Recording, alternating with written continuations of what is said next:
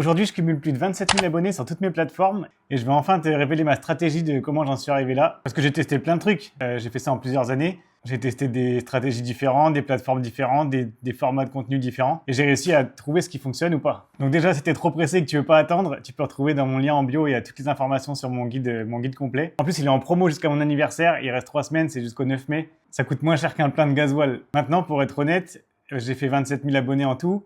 Mais ça m'a pris, on va dire, 5-6 ans. Et il y en a qui sont très faciles à avoir, comme sur TikTok, où plus c'est facile à avoir comme abonné, moins ça a de la valeur en vrai. Si je garde l'exemple de TikTok, j'ai 10 000 abonnés, je les ai eus en 2 vidéos, je crois, alors que je publie souvent, et je publiais encore plus souvent avant. Mais il m'a suffi de 2 vidéos pour avoir ces 10 000 abonnés.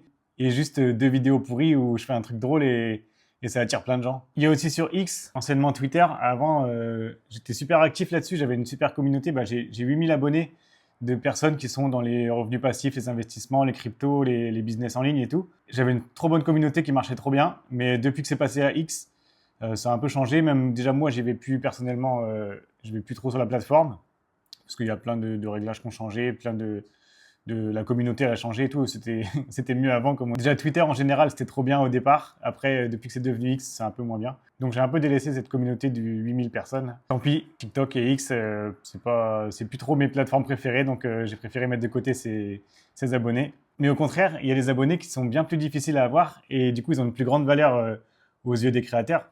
Et pour moi, c'est LinkedIn et YouTube. Sur YouTube, je poste que du contenu qui concerne les réseaux sociaux, qui concerne mon activité, qui concerne ce que je fais en tant que professionnel et tout. Donc les 200 personnes qui me suivent sur YouTube, ils sont là que pour le contenu réseaux sociaux que je partage. Je parle pas de sport, je parle pas des événements, je parle pas de tout ça.